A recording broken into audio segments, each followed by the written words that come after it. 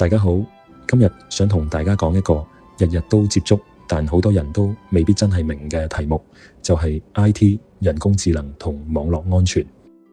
一聽到網絡安全，好多人就話：哇，呢啲 IT 人先要學下喎，我又唔係做 IT，關我咩事？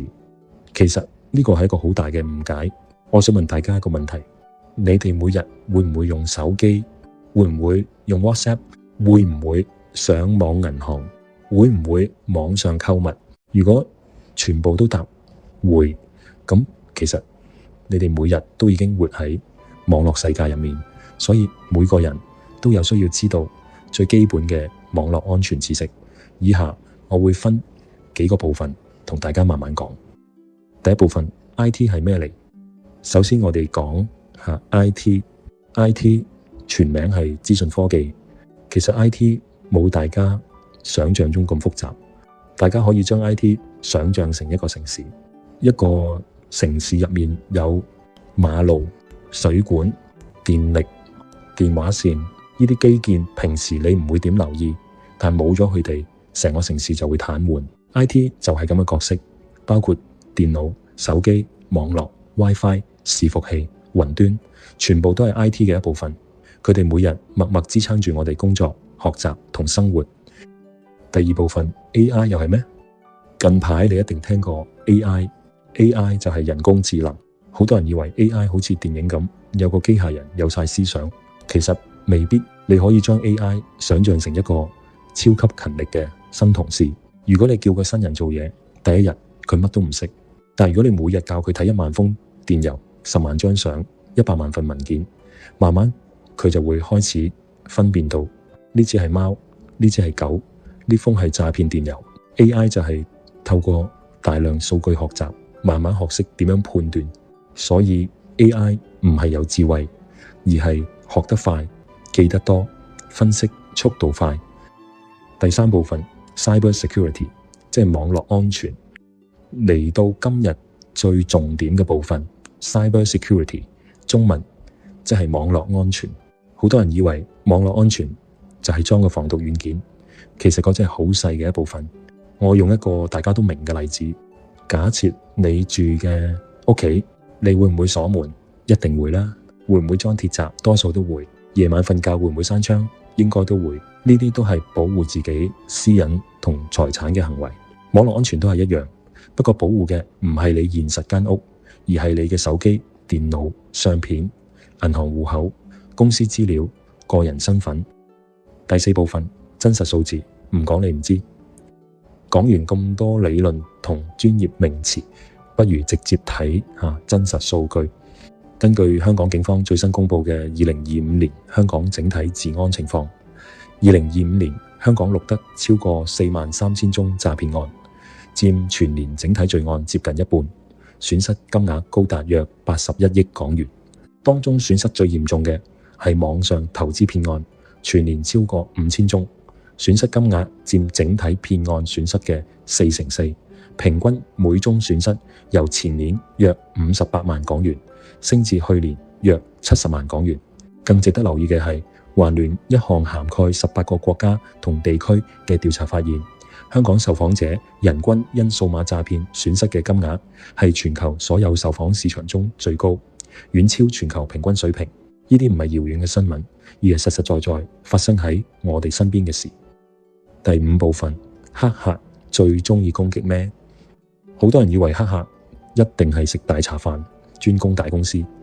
事實上唔一定，黑客最中意做嘅就係到最容易得手嘅目標，就好似小偷揀邊間屋偷嘢。如果一條街有2間屋，一間門冇鎖，另一間有鐵閘、有警鐘、有閉路電視，你話小偷會揀邊間？答案好簡單，一定揀容易嗰間。黑客都一樣，佢唔會向多重防範嘅目標埋手，只會揀毫無防禦力嘅目標攻擊。第六部分 AI 點樣幫黑客？真人真事。以前詐騙電郵好多錯字，大家一睇就知假。而家唔同啦， AI 可以幫騙徒寫出非常流暢嘅中文、非常流暢嘅英文，甚至模仿老闆、銀行、政府部門、你朋友嘅語氣。仲有 AI 可以模仿聲音、模仿樣貌、製作假影片，呢個就係大家成日聽嘅 deepfake 深度偽造。我想同大家分享一單真係發生喺香港嘅案件。2024年初，一間總部喺英國、香港有辦公室嘅跨國工程顧問公司，有位財務部同事收到一封電郵，聲稱係英國總公司嘅財務總監 CFO 發出，要處理一宗機密交易。呢位同事初時都有懷疑，覺得似釣魚電郵，但之後佢被邀請加入一個多人視像會議。會議入面出現嘅 CFO 同幾位同事，樣貌同聲音都同佢認識嘅人一模一樣。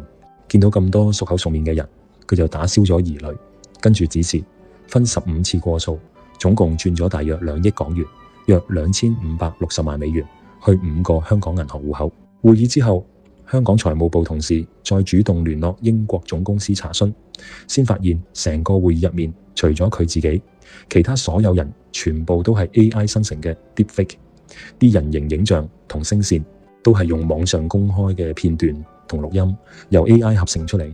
警方形容呢單係香港首宗同類重大案件，成個過程完全冇入侵公司內部系統，純粹係利用人嘅唔小心同盲目信任。呢單案提醒我哋一件事：眼見未必為實，耳聽未必為真，有圖有片都唔一定係真相。所以我哋唔可以再淨係信對眼見到、對耳聽到嘅嘢，仲要學識反覆查證。第7部分，日常生活中嘅實例。第一個例子，假冒銀行發出嘅 SMS， 收到一條 SMS， 你嘅戶口有異常，請立即按以下連結。好多人第一時間就抖落去。其實真正嘅銀行好少會叫你即時登入一條嚟歷不明嘅連結。正確做法係自己打開銀行 app 或者自己打去銀行熱線，千祈唔好舊 SMS 嗰條連結。香港警方近年推出咗個防騙視伏 app， 市民收到可疑連結或電話號碼，可以即時查核有冇人舉報過。呢個都係非常實用嘅第一步。第二個例子，公眾場所嘅免費 WiFi， 去咖啡店見到 free WiFi， 大家就即刻連線。其實你根本唔知係邊個提供，有機會係黑客假扮商鋪整出嚟嘅假 WiFi。如果你用佢嚟登入銀行、登入公司系統，啲資料就可能俾黑客偷晒。所以唔好隨便用公共 WiFi 處理重要或敏感嘅資料。第3個例子，密碼。